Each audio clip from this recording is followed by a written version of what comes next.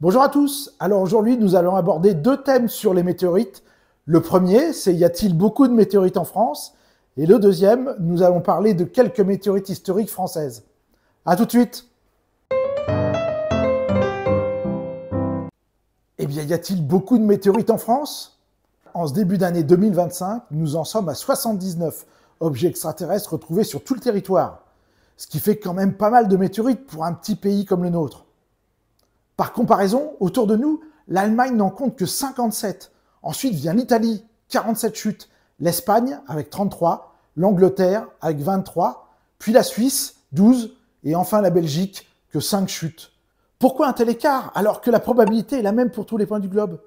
Cela peut s'expliquer de différentes façons. Depuis 1803, l'année où la communauté scientifique a admis que des objets solides pouvaient tomber du ciel, et que les météorites ont donc été reconnus comme tels, la France fut, et ce jusqu'au milieu du XXe siècle, c'est-à-dire dans les années 50-60, le pays dans le monde ayant le plus de chutes de météorites répertoriées au kilomètre carré. En tout, on pouvait déjà en compter un peu plus d'une soixantaine à cette époque-là. Et bizarrement, la quasi-totalité de nos météorites avait été trouvée en l'espace de 150 ans, contre juste une petite vingtaine depuis à peu près 3/4 de siècle. Voici plusieurs raisons qui peuvent expliquer cet intervalle assez conséquent.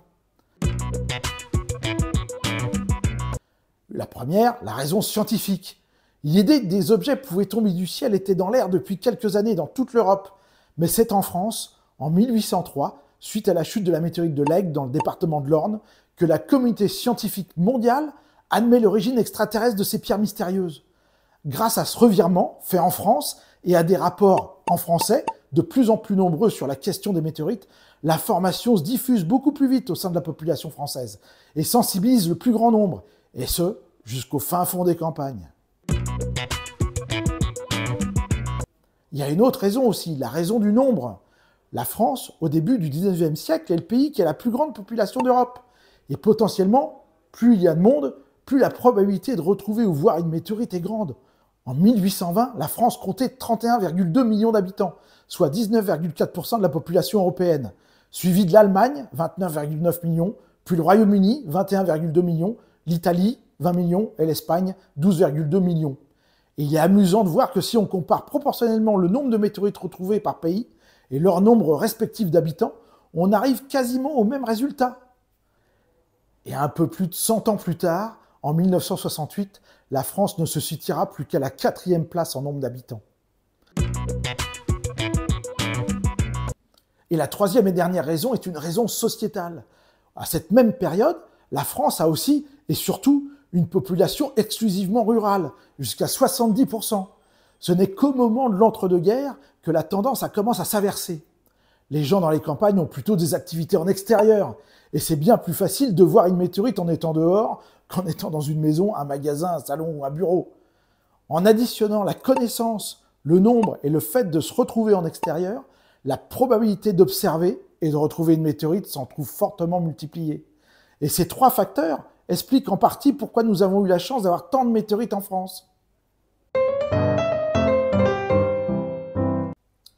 Nous avons la chance d'avoir en France beaucoup de météorites dites historiques. Je vais vous présenter, pour moi, les 4 principales.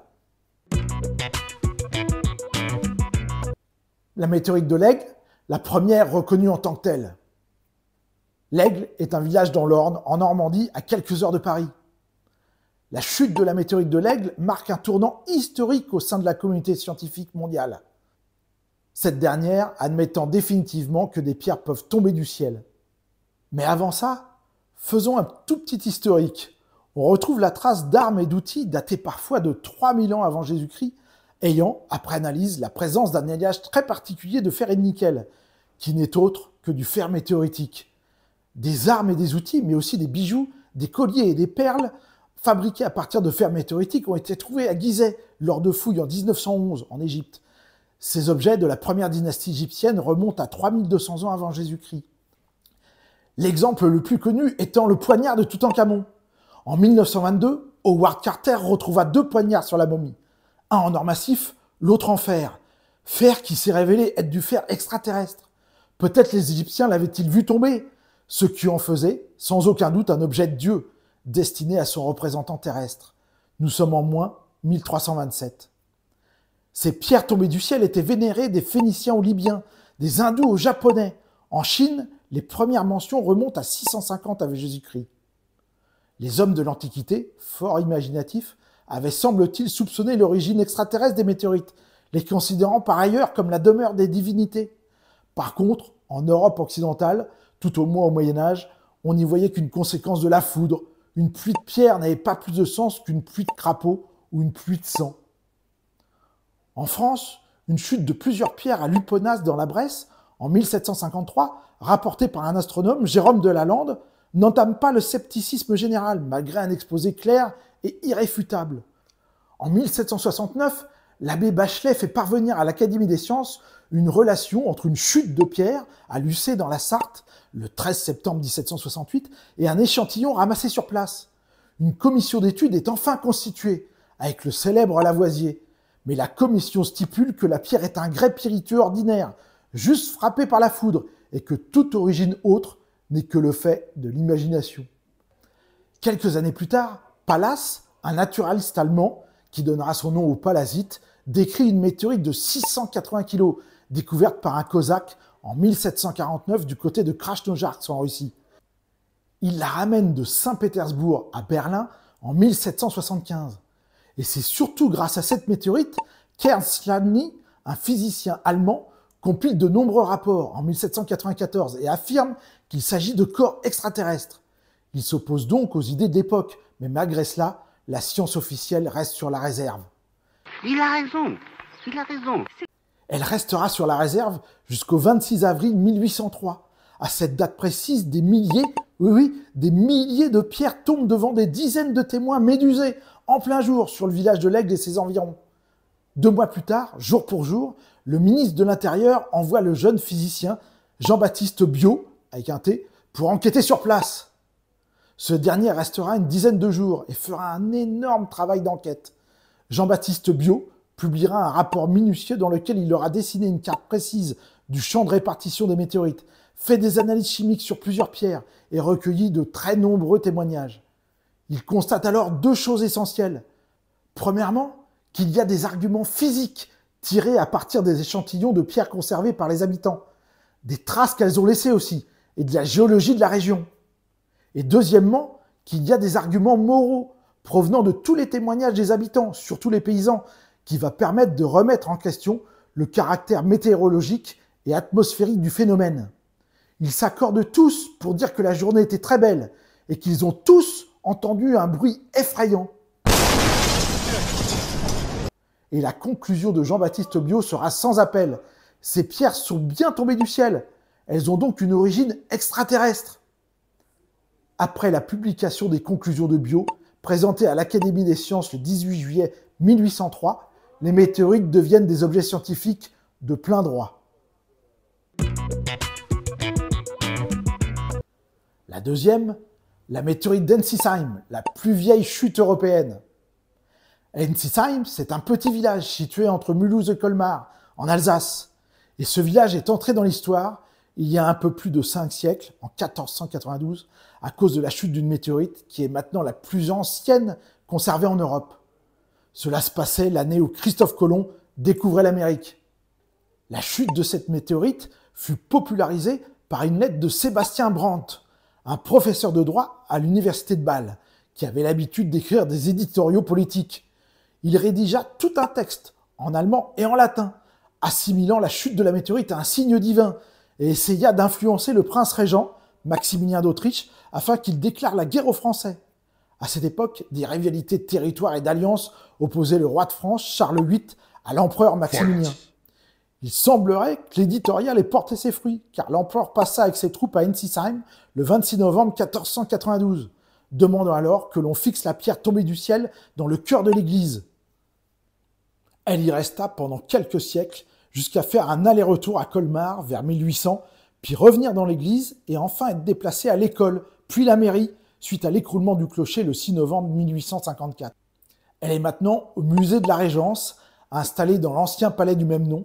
Et si vous passez dans le coin, ne manquez pas d'aller y faire un petit tour. C'est l'un des endroits à visiter absolument pour tout amateur inconditionnel de météorites.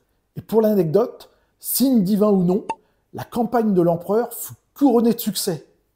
Elle se termina par le traité de Senlis, le 23 mai 1493, où Maximilien reprenait, outre sa fille, ex-promise au roi de France, 3 provinces, l'Artois, le Charolais, la Franche-Comté. La prochaine fois que vous voyez une météorite, n'oubliez pas de faire un vœu. La troisième, la météorite d'Orgueil, les briques de vie. La météorite d'Orgueil tombe le 14 mai 1864 vers 20 h dans le Tarn-et-Garonne. La chute a été vue par des milliers de personnes depuis le nord de la France jusqu'au nord de l'Espagne. Le bolide a laissé une traînée lumineuse sur une distance de 150 km. C'est une météorite pierreuse, une chondrite carbonée très primitive qui contient des molécules organiques d'origine extraterrestre. Gabriel Auguste Debré, le titulaire de la chaire de géologie du muséum, et d'autres collègues montrent très rapidement, dès l'été 1864, que la météorite est riche en matière organique. Elle contient en effet une dizaine d'acides aminés différents. Et comme j'avais déjà dit dans une vidéo précédente, les acides aminés, ce ne sont pas la vie, mais ce sont des briques de vie. Les protéines, par exemple, sont des macromolécules présentes dans toutes les cellules vivantes. Elles sont principalement constituées de carbone, d'hydrogène, d'oxygène et d'azote, et sont composées de peptides, eux-mêmes composés d'acides aminés. Une protéine est constituée de 100 à 1000 acides aminés, enchaînés les uns aux autres. Et c'est à partir de l'analyse de cette météorite que la notion de panspermie prend tout son sens, c'est-à-dire l'apparition de la vie sur Terre grâce à un objet extraterrestre, que la vie serait en quelque sorte tombée du ciel.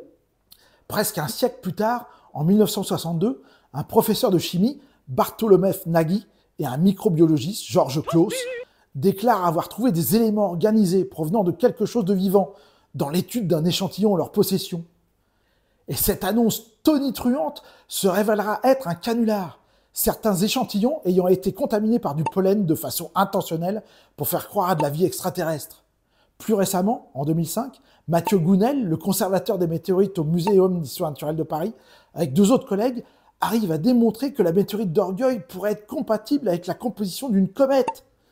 Cette météorite française serait donc la première météorite d'origine cométaire. Cocorico! Autre point remarquable, sa composition chimique est identique à la composition de notre étoile, le Soleil, ce qui permet aux scientifiques de comprendre et d'expliquer à quoi ressemblait la nébuleuse présolaire. La quatrième, la météorite de Chassigny, la première martienne. Nous sommes le 3 octobre 1815.